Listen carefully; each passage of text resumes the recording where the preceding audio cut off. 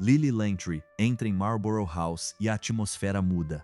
As conversas cessam. Os leques se fecham com força. Lá está ela, a garota de Jersey que conseguiu o impossível: transformar o príncipe de Gales em sua sombra.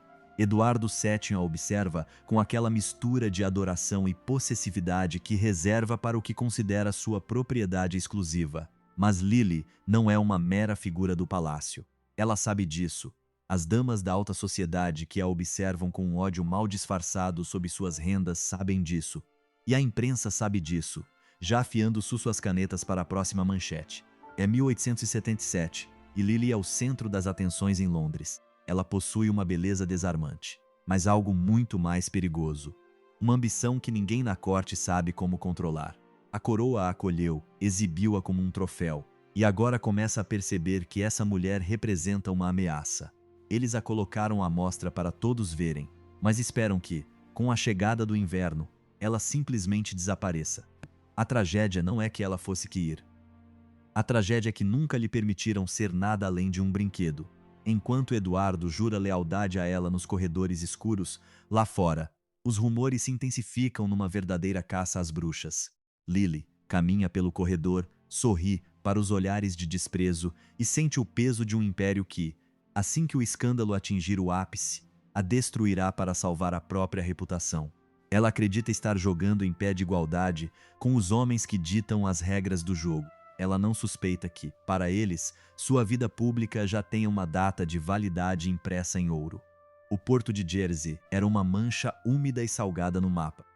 Ali na casa paroquial de Saint Saviour, a vida de Émilie Charlotte Le Breton, Lily, como aqueles que mais tarde a inventariam, desenrolou-se entre a rigidez do decoro vitoriano e a urgência de algo que ela mesma não conseguia definir. Seu pai era o deão de Jersey, um homem de Deus, sim, mas também um homem com um espírito indomável que Lily herdou intacto. Ela cresceu desgrenhada, correndo pelos penhascos, com as botas cobertas de lama, e com uma capacidade surpreendente de ignorar os limites que o impunha às jovens de sua classe. Ela chegou a Londres em 1874 com o marido, Edward Langtry. Ele era um homem de negócios com mais dinheiro do que instinto. Lily, com apenas 21 anos, chegou à capital como alguém que entra num palco onde a peça já começou, mas ninguém lhe entregou o roteiro. Vestia-se com simplicidade, talvez até demais, enquanto as mulheres da alta sociedade londrina se envolviam em sedas opulentas, espartilhos que dificultavam a respiração e toneladas de bijuterias que proclamavam sua riqueza. Lily optou pelo preto, ou branco sujo, sem joias, sem adornos que desviassem a atenção de seu rosto. Ela caminhava pelas ruas de Belgravia como se fosse dona do calçamento. Sua beleza não era apenas física, era uma energia desconcertante. Numa sociedade em que as mulheres eram meros apêndices de seus maridos, Lily agia como um imã. Ela não pedia permissão para existir. Sentava-se em recepções, olhava aos homens diretamente nos olhos sem desviar o olhar. Um gesto considerado uma provocação absoluta na época. E pior ainda, fazia com que se sentissem compelidos a responder. Sua entrada no círculo real ocorreu em um jantar na casa de Sir Allen Young. O príncipe de Gales, Eduardo VII, estava presente.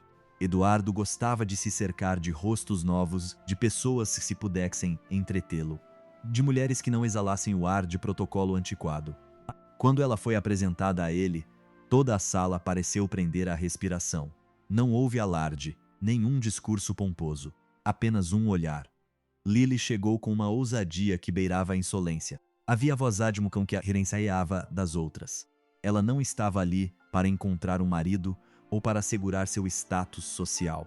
Estava ali porque, no fundo, sabia que o mundo era muito maior do que a casa paroquial em Jersey e estava determinada a reivindicar sua parte.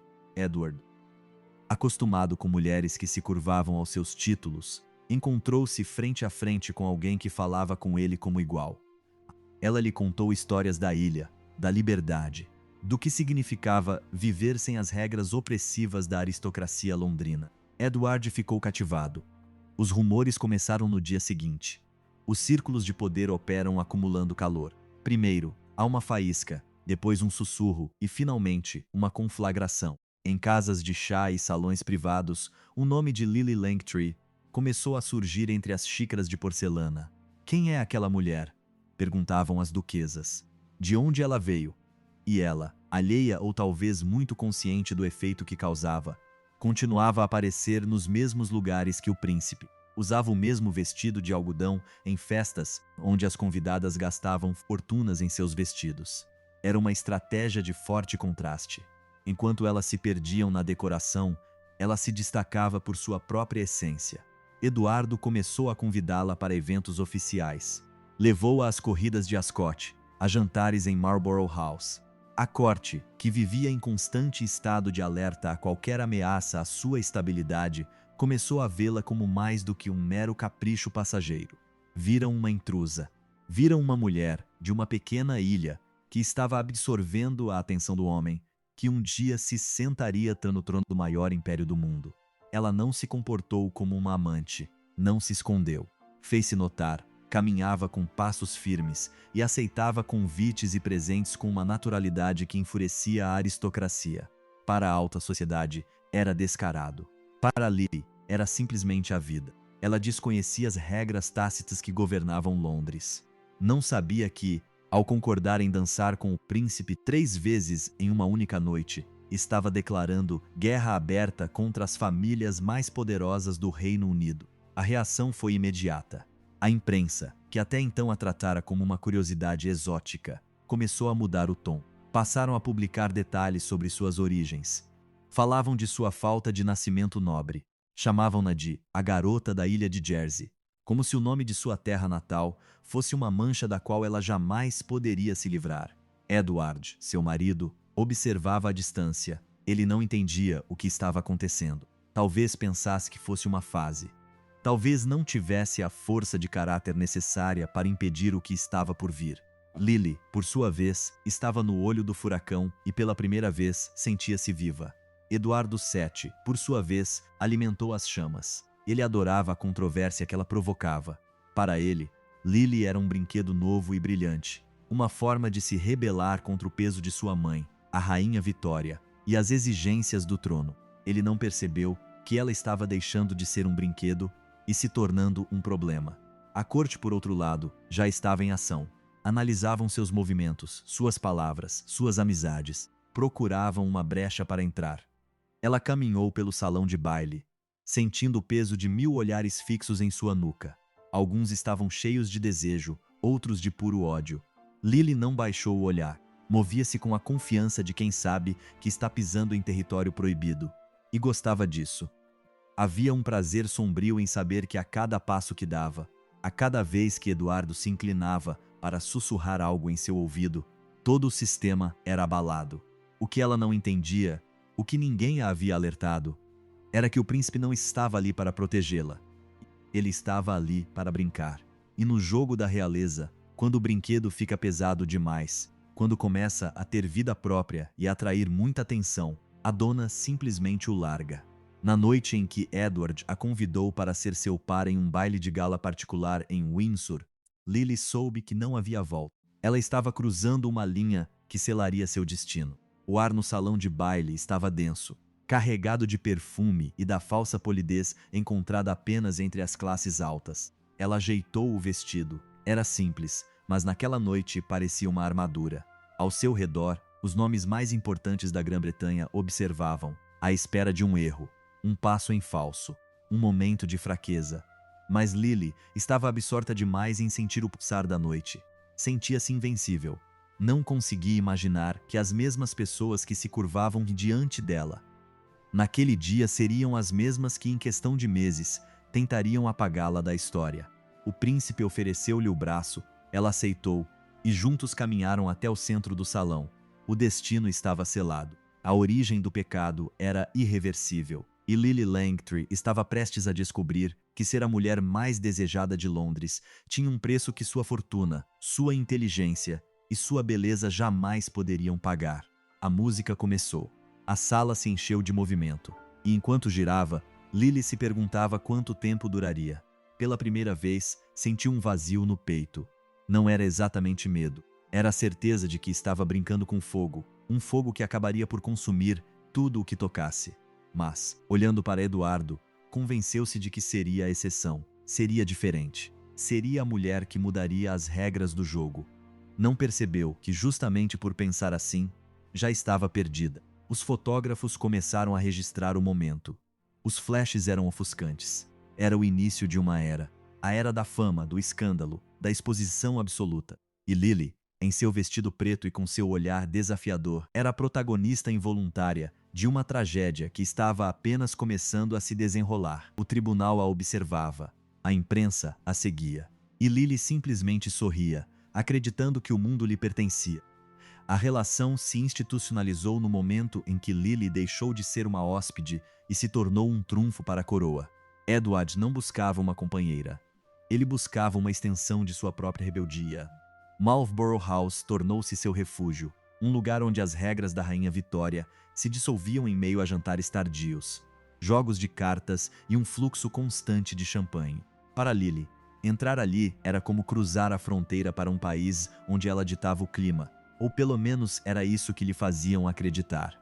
Em breve, o jogo mudou. Não se tratava mais de ser vista em público. Tratava-se de ocupar os espaços que lhe permitiam exercer influência. Lily começou a entender que o poder em Londres não residia no trono, mas nos corredores onde os acordos eram fechados. Ela aprendeu a ouvir, aprendeu a identificar qual ministro precisava de um favor, qual nobre estava falido e quem estava desesperado para ganhar a simpatia do príncipe. Ela se tornou uma mediadora silenciosa, uma moeda de troca que, por vezes, decidia quem subia e quem caía na hierarquia social. O isolamento, porém, era o preço a pagar. Seus antigos amigos de Jersey já não lhe serviam de nada. Seu marido, Edward, tornou-se uma figura decorativa, um espectro vagando à margem de sua nova vida enquanto ela se envolvia no círculo íntimo do príncipe. Ele comprou uma casa para ela em Norfolk, perto de Sandringham. Queria mantê-la por perto, sob controle, como um animal de estimação que podia ser visitado, sem ter que prestar contas à sociedade. Lily aceitou o acordo. Sentia que, ao ter a atenção do herdeiro, possuísse uma parte do futuro do país. Mas o palácio tem uma maneira peculiar de sufocar aquilo que não pode controlar. Os primeiros atritos surgiram com os convites. Eduardo começou a restringir os lugares onde Lily podia acompanhá-lo. A desculpa oficial era a discrição. A realidade era que a coroa começava a notar a sombra que ela projetava sobre o príncipe. Os secretários particulares de Eduardo, homens treinados na frieza e no cálculo, começaram a monitorá-la.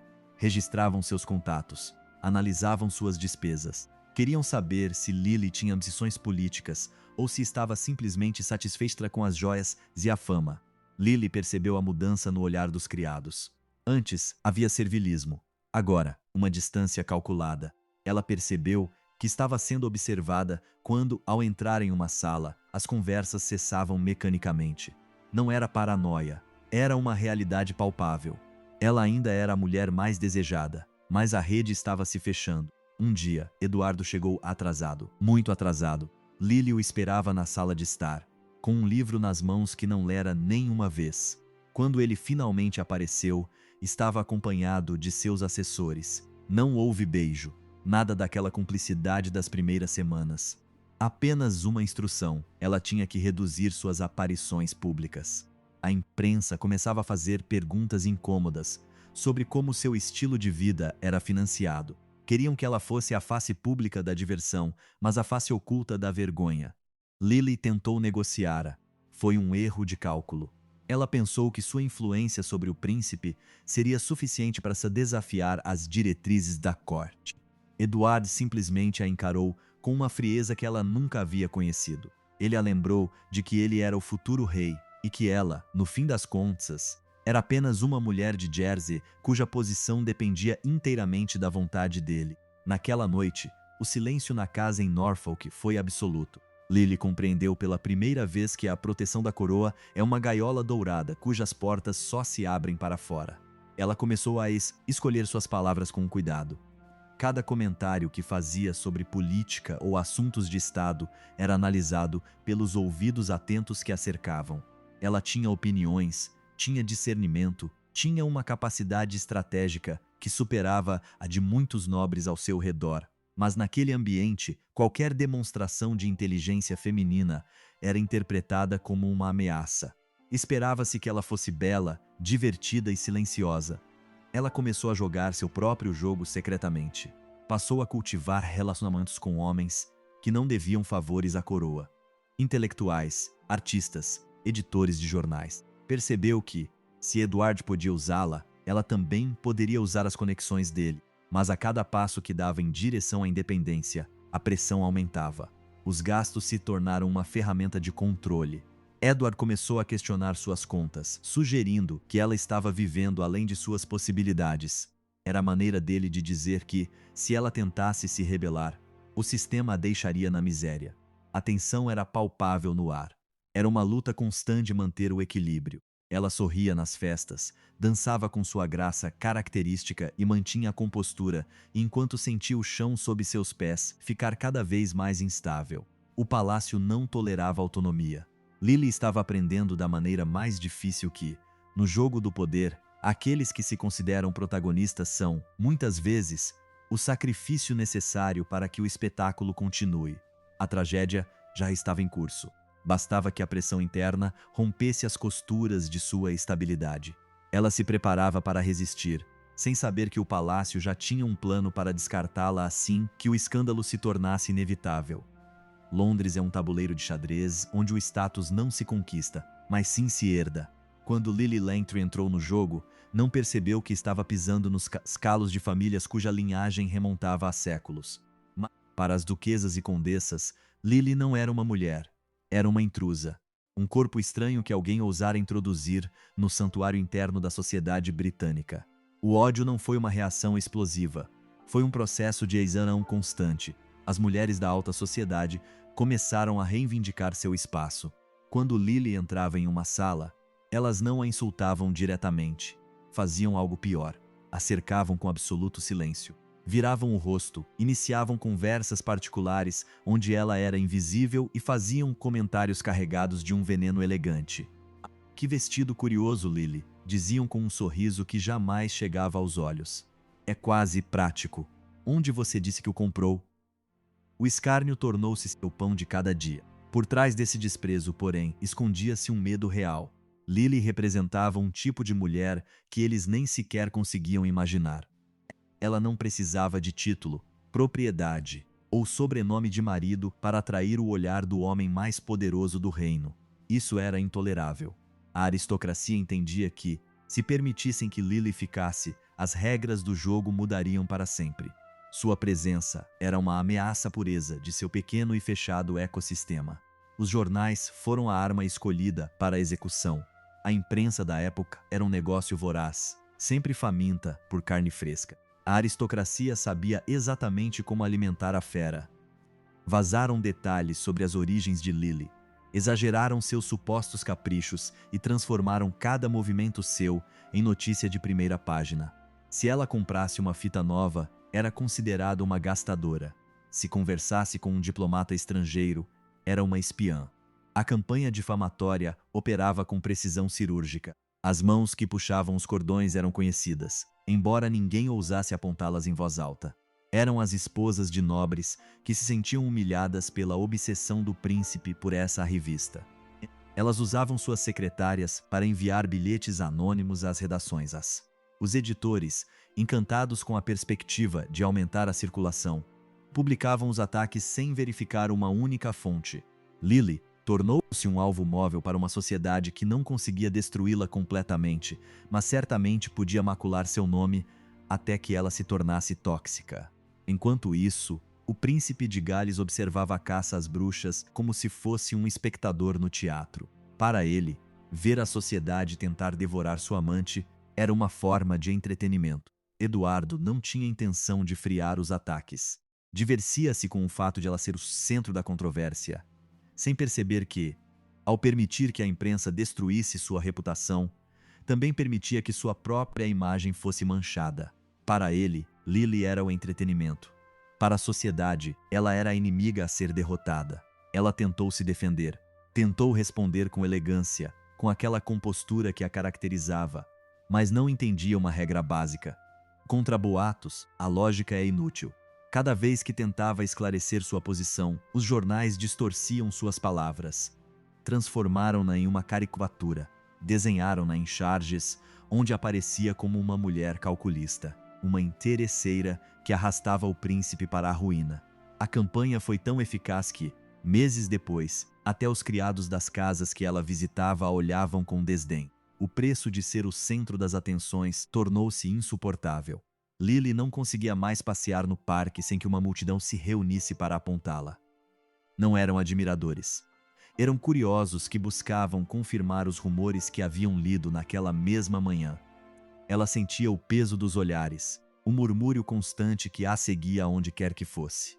A casa em Norfolk, que deveria ter sido seu refúgio, começou a parecer uma fortaleza sitiada. Seu marido, Edward, finalmente sucumbiu à pressão constante. Ele, que jamais desejara estar no centro daquele inferno, retirou-se da vida pública. Não conseguia entender como sua esposa, uma moça de Nova Jersey, podia manter a cabeça erguida enquanto o país inteiro parecia empenhado em vê-la ruir. Lily ficou sozinha na linha de frente, e nessa solidão, aprendeu uma lição amarga. Na alta sociedade, ter a verdade ao seu lado não significa nada quando o sistema decide que você não existe. A aristocracia não parou. Começaram a questionar suas finanças, suas dívidas, até mesmo a legitimidade de seu passado na ilha. Queriam que ela fosse embora. Queriam que ela saísse de cena para que pudessem retornar ao conforto de suas vidas tranquilas. Lily, no entanto, recusou-se a partir. Não por amor ao príncipe, mas por uma teimosia que só ela possuía. Sabia que se cedesse, estaria dando razão a eles, mas o que ela não percebia era que eles não queriam estar certos. Queriam sua ruína social. O jogo não era mais sobre amor, nem sobre beleza. Era uma guerra de desgaste, onde, pouco a pouco, ela estava ficando sem munição. O teatro era a tábua de salvação que Lily não buscava, mas sim uma imposta pela necessidade.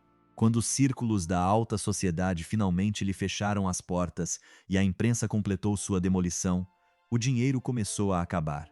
Edward, seu marido, havia perdido o interesse e, sobretudo, a capacidade de manter o estilo de vida que o príncipe incentivara, mas que não estava disposto a financiar indefinidamente.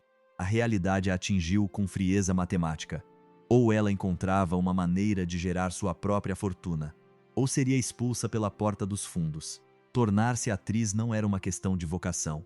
Em 1881, subir a um palco era um estigma. As damas da alta sociedade não atuavam. As atrizes, no imaginário coletivo da época, eram pouco mais que prostitutas fantasiadas. Mas Lily não tinha para onde fugir. Ela precisava de independência de uma coroa que começava a vê-la como um fardo tóxico. Precisava controlar suas próprias finanças para deixar de ser refém dos caprichos do príncipe de Gales. Sua estreia foi um evento de massa. As pessoas não iam ao teatro para ver uma obra de arte. Iam para ver o escândalo se desenrolar no palco. Os ingressos esgotaram em poucas horas. No auditório, a aristocracia se misturava com o público em geral, todos unidos por uma curiosidade mórbida. Queriam ver o exato momento em que ela vacilaria. Queriam testemunhar a humilhação de uma mulher que aspirara a jogar nas grandes ligas e que agora se via reduzida a recitar versos diante de uma plateia que pagava para ver a amante do príncipe. Lily surgiu diante da plateia com a mesma autoconfiança que costumava exibir ao entrar em Marlborough House.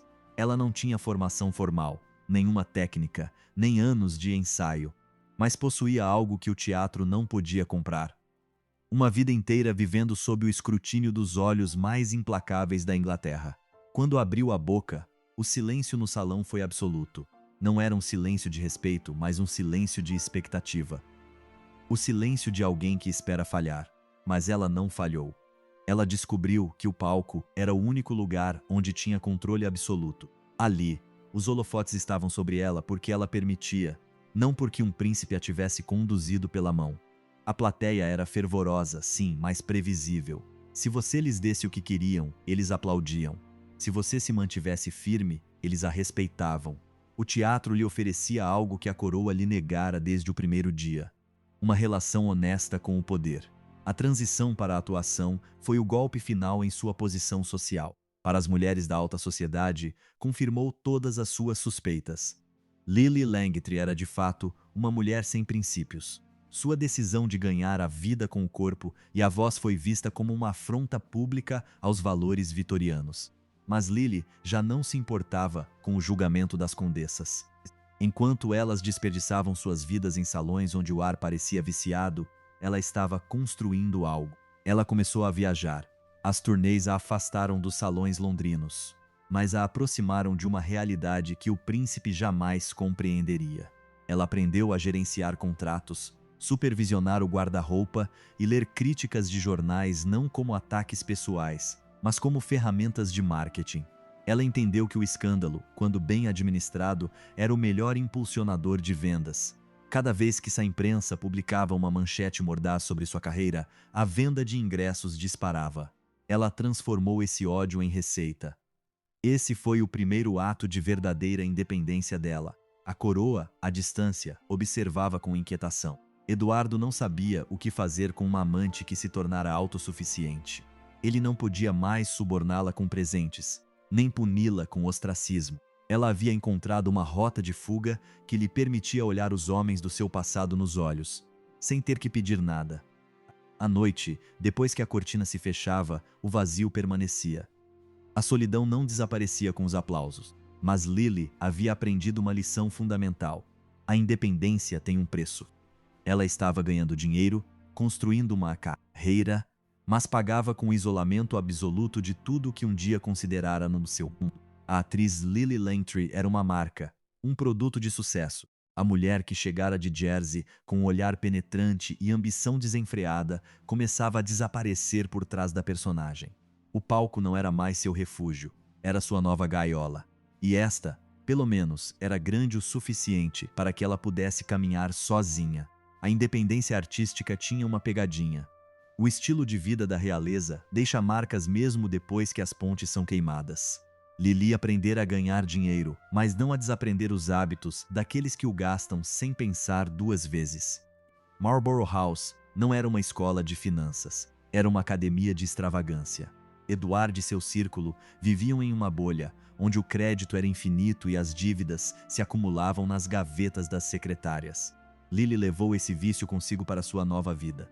Ela começou a administrar sua fortuna como se o fluxo de caixa fosse infinito. Comprou propriedades, investiu em ambiciosas produções teatrais e manteve sua própria corte, uma réplica em miniatura da vida palaciana.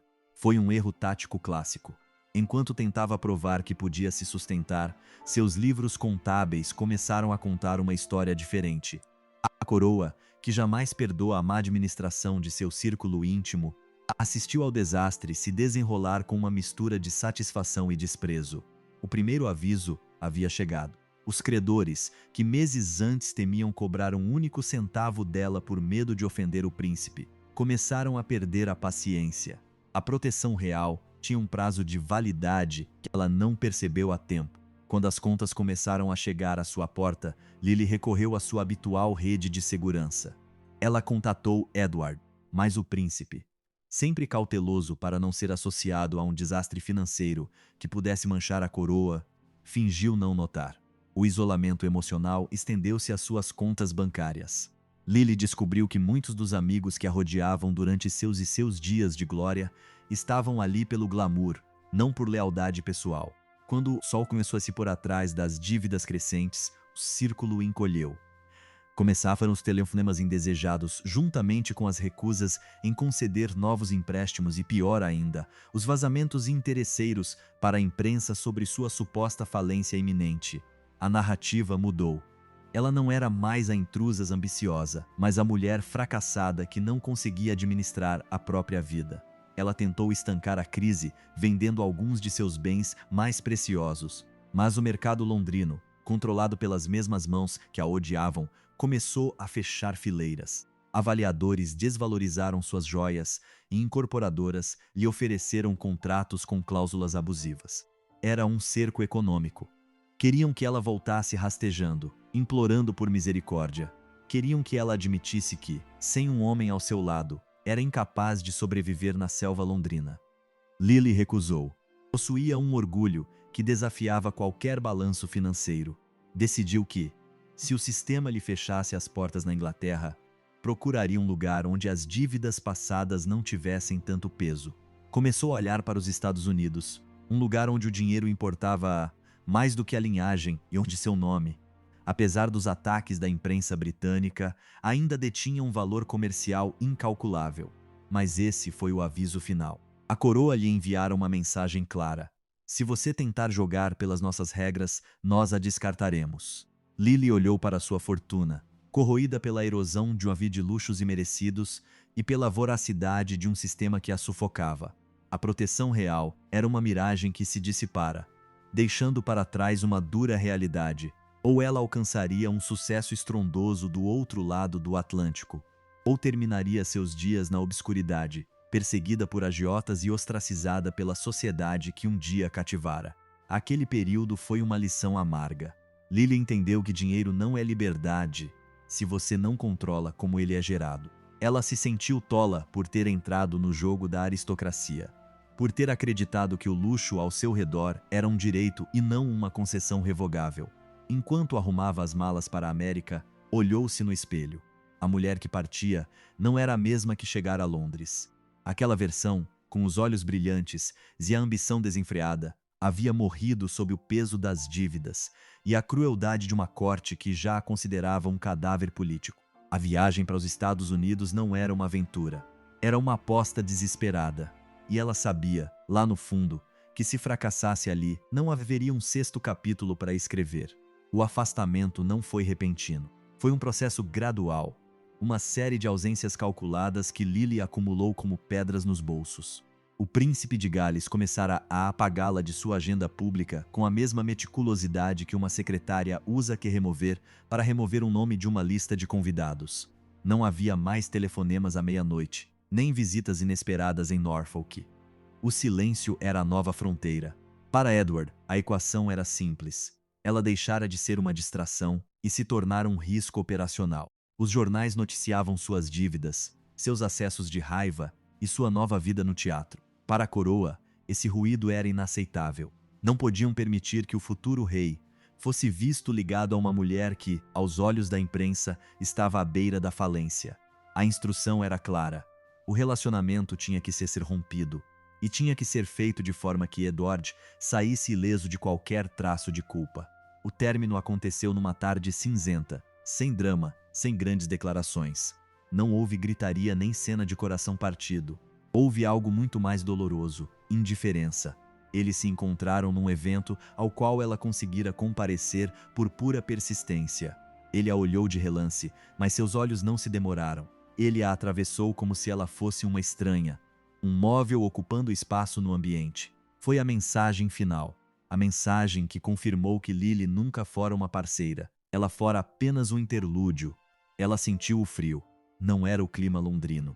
Era a constatação de que todo o poder, toda a suposta influência e todo o status que acumulara ao longo dos anos eram empréstimos. A coroa os estava retomando agora, com juros acumulados na forma de humilhação pública. Lily ficou ali parada, segurando uma taça de champanhe que de repente pareceu a coisa mais pesada do mundo. Ao seu redor, as pessoas fingiam não ver o que estava acontecendo. Os cortesãos, sempre atentos às tendências, começaram a lhe dar as costas. Ninguém queria ser visto conversando com a mulher que o príncipe acabara de dispensar. O escândalo, que antes a mantivera sob os holofotes, tornou-se sua ruína. Os mesmos jornais que lucraram com sua beleza começaram a publicar artigos sobre seu declínio inevitável. Analisaram suas roupas, sua atuação no teatro e sua falta de apoio social. Abandonaram-na. Cortaram-na da estrutura de poder como um membro gangrenoso. Lily caminhou em direção à saída do teatro sob o olhar de 1000 pessoas que, apenas alguns meses antes, teriam dado tudo por um minuto de sua atenção. Ela chegou em casa e não quebrou nada. Não houve lágrimas. Sentou-se numa cadeira junto à janela e contemplou as ruas de Londres, a cidade que outrora a adorara e agora a rejeitara. Percebeu que seu maior erro não fora o amor, nem a ambição, nem a negligência com as finanças. Seu erro fora acreditar que, dentro daquele sistema, possuía uma identidade própria. Ela interpretara a rainha num jogo em que era apenas um peão, e agora, removida do tabuleiro, nada restava dela, além do seu nome. A coroa venceu. O perigo representado por uma mulher que sabia demais sobre os segredos do príncipe foi neutralizado. Edward podia seguir em frente, protegendo sua reputação, pronto para a próxima distração. E Lily, com o nome manchado e os cofres vazios, compreendeu que sua única saída era o exílio. Londres não tinha mais lugar para ela. O rompimento não lhe tirara apenas o homem, tirara-lhe também o acesso ao futuro. Tudo o que lhe restava era sobreviver, longe dos olhos daqueles que, em uma noite de gala, haviam decidido que seu tempo havia chegado ao fim. Ela se levantou, pegou suas malas e começou a se preparar para partir. Sabia que ninguém viria impedi-la. Para eles, ela já era história. A atravessar o Atlântico não foi uma viagem de lazer, foi um salto de olhos vendados para o vazio. Lily chegou a Nova York em 1882. A cidade era uma mistura caótica de ruído, vapor e uma ambição que não pedia permissão a nenhuma coroa. Alá, a linhagem europeia não valia mais do que o papel em que estava escrita. Para os americanos, ela não era a amante rejeitada do príncipe de Gales, nem a mulher que desafiara o protocolo britânico. Ela era, simplesmente, Lily Langtry, uma celebridade exportável. E isso, nos Estados Unidos, era uma mina de ouro. A busca pela fortuna foi brutal. Ela começou do zero em um teatro onde ninguém lhe devia nada e ninguém a temia. Se fracassasse, não teria rede de segurança, nenhum palácio para onde voltar, nenhum príncipe para protegê-la. Mas o novo mundo tinha uma vantagem competitiva. O mercado era enorme e a sede de conhecimento, insaciável. Lily capitalizou sua própria infâmia. Transformou cada manchete negativa na imprensa londrina em uma jogada publicitária nos Estados Unidos. A mulher que escandalizou a Inglaterra, proclamavam os cartazes, e milhares de pessoas faziam fila para vê-la. Mas do outro lado do Atlântico surgiram ameaças diferentes. O perigo já não era o desprezo de uma duquesa, mas a voracidade de tubarões financeiros e magnatas locais que a viam como uma oportunidade a ser explorada. Lily cercou-se de advogados e empresários, mas teve que aprender a enxergar além de cada sorriso. Em Nova York, as amizades eram forjadas com um contrato. A traição tinha um preço de mercado, e ela estava começando a aprender quanto custava a lealdade de um parceiro em uma cidade onde tudo estava à venda. Ela começou a investir em imóveis e negócios não relacionados ao teatro. Queria construir uma base sólida que nenhum aristocrata britânico pudesse abalar. Comprou terras, buscou negócios lucrativos e circulou pelos círculos da alta sociedade americana. Eram homens que construíram sua própria fortuna. Pessoas que não herdaram o poder, mas o conquistaram. Lily se sentia mais à vontade ali do que nos salões vitorianos, porque na América o conflito era direto. Você sabia quem era seu inimigo e por que ele estava tentando derrubá-lo. No entanto, o passado continuava a assombrá-la. A imprensa britânica não a deixava em paz. Cada sucesso que ela tinha na América era ofuscado por um artigo londrino que mencionava seus fracassos, suas dívidas e sua suposta natureza imoral. Lily teve que aprender a ignorar o ruído.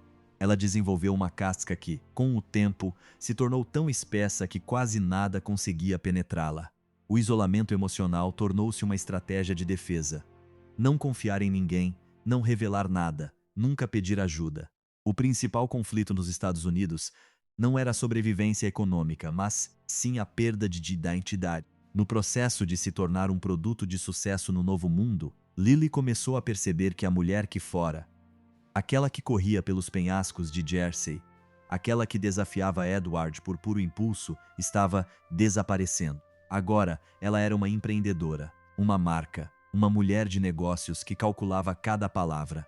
A América salvou da fome, mas em troca, exigiu que ela enterrasse a última versão de si mesma que ainda conservava um traço de autenticidade. Ela caminhava pelas avenidas de uma Nova York vibrante, sentindo-se mais rica do que nunca, mas estranhamente vazia. Ela havia conquistado o impossível, escapar das garras da coroa.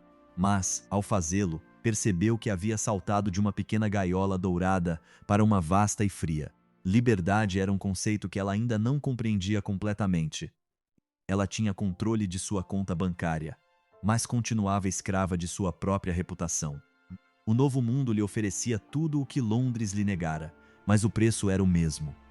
Ela nunca mais seria uma pessoa. Ela seria, até o último dia, um espetáculo. O dinheiro traz companhia, a falta dele, solidão. Quando Lily começou a acumular fortuna nos Estados Unidos, seu círculo social se encheu de novas pessoas. Eram pessoas que diziam admirar seu espírito empreendedor, que celebravam sua capacidade de se reinventar longe da sombra da coroa. Ela, marcada pelas dificuldades do passado, tentou manter uma distância prudente, mas até o muro mais alto tem rachaduras, e por ela se infiltrava a única coisa que ela jamais conseguiria controlar: a necessidade de ter alguém por perto, alguém em quem pudesse confiar. O tema central desse período não era o sucesso, mas a arquitetura da traição. Lily mantinha um pequeno grupo de confidentes, pessoas que conheciam sua história, suas vulnerabilidades e os segredos que ainda guardava dos anos com Eduardo.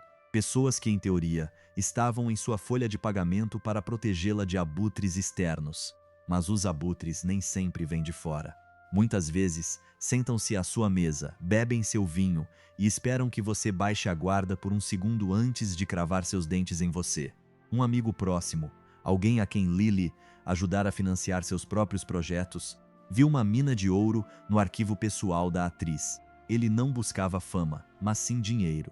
Sabia que a imprensa britânica, e agora a americana, pagaria somas obscenas por qualquer detalhe que confirmasse que o mito de Lily Langtry não passava de uma série de erros e desastres ocultos. A tentação era mais forte do que qualquer senso de lealdade. A traição foi executada com precisão cirúrgica. Primeiro, rumores vazaram acidentalmente em clubes sociais. Depois, cartas pessoais começaram a aparecer em colunas de fofoca, contendo detalhes que só alguém de dentro da casa dela poderia saber. Lily viu sua vida desmoronar nas manchetes, e o mais doloroso era a veracidade das informações. Não eram conjecturas, eram fatos, registros contábeis, conversas privadas que haviam sido transformadas em mercadoria. Ela tentou identificar a origem do problema, mas o círculo era tão fechado que a paranoia se tornou seu estado natural. Cada vez que alguém lhe sorria, ela buscava segundas intenções. Cada gesto de apoio era analisado, à procura de uma armadilha. A traição destruiu algo mais valioso do que seu dinheiro. Destruiu sua capacidade de acreditar que alguém pudesse estar ao seu lado sem esperar nada em troca. Quando descobriu quem era o responsável, não houve nenhum confronto épico. Lily não gostava de dramas mesquinhos. Ela simplesmente os eliminou. Demitiu-os, cortou o financiamento e garantiu que nunca mais pisassem em nenhuma de suas propriedades. Mas o estrago já estava feito. A imprensa tinha carne fresca na boca, e o público, sempre ávido por ver ídolos caírem, devorou as revelações com gosto. Aquele episódio foi uma lição definitiva sobre o seu lugar no mundo. Ela compreendeu que, para aqueles ao seu redor, ela nunca fora uma pessoa. Ela era uma fonte, um recurso explorável. A traição não era um evento isolado. Era a lógica do sistema que a cercava. Ela aprendeu que a única maneira de evitar ser traída era nunca dar a ninguém as informações necessárias para que isso acontecesse. Ela se isolou. Os jantares em sua residência deixaram de ser momentos de lazer e se tornaram ambientes de trabalho. Passou a administrar seus negócios com um nível de sigilo quase obsessivo. Para o mundo, Lily continuava sendo a mesma mulher magnética e confiante de sempre. Mas por dentro, a traição havia deixado um vazio insuportável. Ela vencera a guerra contra aqueles que queriam destruí-la em Londres. Mas, no processo, perdera a guerra por sua própria humanidade. Cada vitória nos negócios parecia uma defesa contra um ataque iminente. E o pior era que ela estava certa. Em seu círculo social, lealdade era um luxo que não podia mais se dar ao luxo de ter. A queda não vem com um estrondo, mas com um silêncio gradual. Perto do fim do século, Lily começou a perceber que o ar ao seu redor estava ficando rarefeito. Seus esforços para recuperar seu antigo status, para ser a mulher que ditava as regras da sociedade, tornaram-se insípidos, como uma peça em que os atores já não decoram suas falas. Ela tentou lançar novas produções, comprou cavalos de corrida na esperança de vencer em Ascot e retornar ao círculo real em grande estilo. Mas o sistema tinha um novo mestre. Eduardo era agora o rei, e um rei não permite fantasmas do passado à sua mesa. O declínio não era econômico, era existencial. Lily se viu em uma sala lotada, cercada pelos luxos que tanto se esforçara para adquirir, e sentiu um isolamento tão profundo que mal conseguia respirar. Os homens que antes a desafiariam para um duelo por um olhar agora mal a reconheciam ao passar. Ela se tornara invisível, não porque tivesse perdido sua beleza, mas porque se tornara uma lembrança incômoda dos excessos de um homem que agora se vestia com a solenidade de um trono. Ela tentou desesperadamente se reintegrar. Contatou antigos conhecidos, pediu favores, usou a última influência que lhe restava. Cada tentativa era uma pequena humilhação. As portas que antes se abriam com um sussurro agora exigiam uma persistência que a deixava exausta. Ela começou a entender que sua vida tinha sido uma aposta unilateral. Ela arriscara sua reputação, sua paz de espírito e sua conexão com a realidade para manter uma imagem que, no momento em que o príncipe deixou de sustentá-la, desmoronou. A solidão tornou-se sua única companhia constante. Ela se sentava em casa, cercada por lembranças de sua época de ouro, retratos, joias, cartas que ninguém mais lia, e sentia o peso de ter tido tudo para, no fim, se tornar uma mera anedota. Percebeu que seu nome, outrora sinônimo de poder, agora era pronunciado com uma mistura de pena e escárnio nos mesmos lugares onde antes era tratada com reverência e temor. Era a solidão de alguém que vivera uma vida intensa e que no meio do caminho ficou sem combustível. Sua saúde começou a declinar, ou talvez tenha sido sua vontade que a fez decidir que já era o suficiente. Os médicos falavam em fadiga, mas ela sabia que era o resultado de uma vida vivida sob os holofotes, sem nunca poder baixar a guarda. Recuou para suas propriedades, tentando administrar o fim de sua carreira com a mesma frieza com que havia administrado sua ascensão. Ela não buscava mais a aprovação de ninguém. Deixara de esperar que o mundo retribuísse o favor de ter sido o centro das atenções. O mais doloroso não foi a rejeição da alta sociedade, mas sim a constatação de que, para a história, ela não passaria de uma nota de rodapé, um capricho da realeza, um rosto bonito que teve seus 5 minutos de fama antes de ser descartado. Tudo o que ela havia construído, todas as batalhas que vencera sozinha, todos os dólares que multiplicara com sua própria engenhosidade, pareciam desaparecer diante da narrativa que haviam escrito sobre ela. Estavam apagando-a enquanto ela ainda respirava. E ela, que sempre lutara contra o destino, foi forçada a existir enquanto silêncio. O mesmo silêncio que a coroa lhe impora anos antes. Finalmente a reivindicava por completo. A história não é um registro objetivo do que aconteceu. É uma narrativa cuidadosamente editada, elaborada por aqueles que detêm o poder de imprimir as crônicas.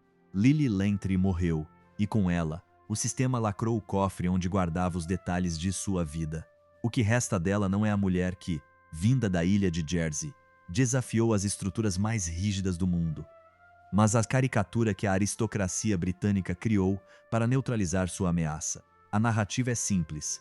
Ela era o capricho, o entretenimento, a indiscrição do homem que se tornaria Eduardo VII, uma figura decorativa que, ao primeiro sinal de problema, foi descartada com elegância e sem remorso. Por que a coroa se deu ao trabalho de apagar o nome dela?